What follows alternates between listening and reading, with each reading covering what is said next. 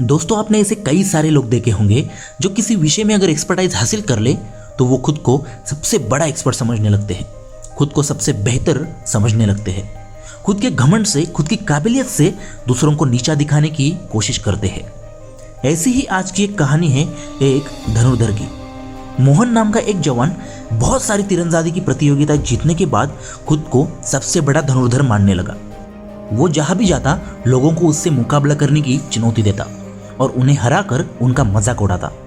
एक बार उसने एक प्रसिद्ध मास्टर जी को चुनौती देने का फैसला किया और सुबह सुबह पहाड़ों के बीच उनके मठ जा पहुंचा। मास्टर जी को मिलकर मोहन बोला कि मास्टर, मैं आपको तीरंदाजी मुकाबले के लिए चुनौती देता हूँ। मास्टर ने उसकी चुनौती स्वीकार कर ली। फिर मुकाबला शुरू हुआ। मोहन ने अपने पहले ही प्रयास में दूर रखे लक्ष्य को ठीक बीचों बीच निशाना लगा दिया और अगले निशाने में उसने लक्ष्य पर लगे पहले तीर को ही भेद डाला। अपनी योग्यता पर घमंड करते हुए मोहन बोला कि कहिए मास्टर, क्या आप इससे बेहतर करके दिखा सकते हैं?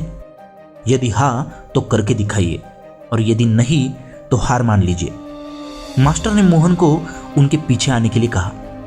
मास्टर चलते चलते एक खतरनाक खाई के पास पहुंच गए। मोहन ये सब देख कुछ घबराया और बोला कि मास्टर, ये आप मुझे कहाँ लेकर जा रहे? मास्टर बोले कि घबराओ मत बालक, हम लगभग पहुंच ही गए हैं, अब बस हमें इस पुल के बीचों बीच जाना है। मोहन ने देखा कि दो पहाड़ियों को जोड़ने के लिए किसी ने लकड़ी का एक काम चलाऊ पुल का निर्माण किया था और मास्टर उसी पर जाने के लिए कह रहे थे। मास्टर पुल के बीचों बीच पहुंचे, कमान से तीर निकाला और दूर एक पेड़ के तने पर सटीक निशाना लगाया। निशाना लगाने के बाद मास्टर मोहन को बोले कि आओ बालक, अब तुम भी उसी पेड़ पर निशाना लगाकर अपनी काबिलियत सिद्ध करो। मोहन डरते डरते आगे बढ़ा और बेहद कठिनाई के साथ पुल के बीचों बीच पहुंचा और किसी तरह कमान से तीर निकालकर निशाना लगाया, पर निशाना लक्ष्य के आसपास भी नहीं लगा। वो निराश हो गया और अपनी हार स्वीकार कर ली। तब मास्टर उसे बोले कि तुमने तीर धनुष पर तो नियंत्रण हासिल कर लिया है, पर तुम्हारा उस मन पर अभी भी नियंत्रण नहीं है जो किसी भी परिस्थिति में लक्ष्य को भेदने के लिए आवश्यक है। इस बात को हमेशा ध्यान में रखो कि जब तक मनुष्य के अंदर सीखने की जिज्ञासा है तब तक उसके ज्ञान में वृद्धि होती है, लेकिन जब उसके अंदर सर्वश्रेष्ठ होने का अहंकार आ जाता है तभी से उसका पतन प्रारंभ हो जाता है और ऊंचाई हासिल करने के रास्ते बंद होने लगते हैं। मोहन मास्टर की बात समझ चुका था। उसे एहसास हो गया कि उसका धनुर्विद्या का ज्ञान बस अनुकूल परिस्थितियों में काम आता है और उसे अभी बहुत कुछ सीखना बाकी है।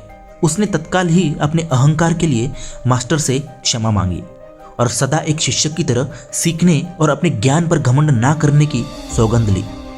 दोस्तों, ये कहानी हमें यही बताना चाहती है कि किसी चीज़ का घमंड हमारी सीखने की इच्छाओं को खत्म कर देता है और हम अहंकार के शिकार हो जाते हैं। खुद को बेहतर साबित करने से ज़्यादा खुद को बेहतर बनाने का प्रयास अगर हम करेंगे तो बहुत कुछ हासिल कर सकेंगे। दूसरों को हराकर खुशी महसूस करने में कोई समझदारी नहीं है, इसलिए खुद की काबिलियत का आदर करके सीखते रहना ही बहुत ज़रूरी है। तभी हम एक सफल जिंदगी जी पाएंगे, दूसरों के लिए एक मिसाल बन पाएंगे। फिर मिलेंगे। धन्यवाद।